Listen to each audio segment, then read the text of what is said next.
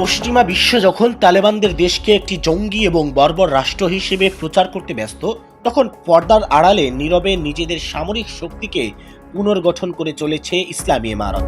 2021 সালে রাতের আধারে মার্কিন যুক্তরাষ্ট্র যখন আফগানিস্তান ছেড়ে পালিয়ে যায়, তারা শুধু একটি যুদ্ধ বিগ্রহে ধ্বংস হওয়া দেশই রেখে যায়নি, সৌভাগ্যজনকভাবে রেখে গিয়েছিল হাজার হাজার আমেরিকান সামরিক যান ও বিমান।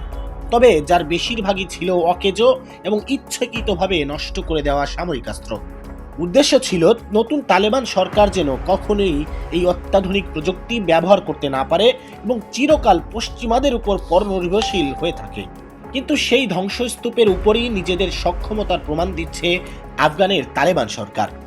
আফগান প্রতিরক্ষা মন্ত্রণালয়ের তথ্য অনুযায়ী গত এক বছরেই প্রায় 4000 অকেজো সামরিক যান সম্পূর্ণ নিজেদের দক্ষতায় মেরামত করে যুদ্ধের জন্য প্রস্তুত করেছে। এর মধ্যে রয়েছে অত্যাধুনিক হামভি, সাজোয়া যান, এমনকি ব্ল্যাক হক হেলিকপ্টার ও যুদ্ধ বিমান।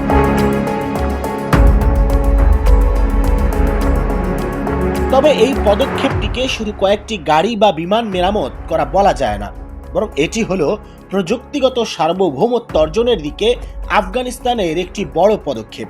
বিশ্লেষকরা বলছেন, যে সামরিক সরঞ্জাম দিয়ে পশ্চিমারা তাদের উপর শাসন চালিয়েছে, সেই সরঞ্জামই এখন আফগানিস্তানদের নিজেদের হাতে দেশের প্রতিরক্ষা ও পশ্চিমাদের সাথে যুদ্ধের প্রস্তুতির কাজে ব্যবহৃত হচ্ছে।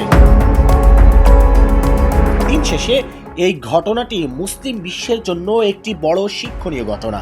বাইরে থেকে চাপিয়ে দেওয়া প্রযুক্তি কিনে নয়, বরং নিজেদের মেধা, পরিশ্রম এবং প্রযুক্তিগত সক্ষমতা তৈরি করেই পশ্চিমাদের বিরুদ্ধে একটি পরাশক্তি হিসেবে তৈরি হতে হবে।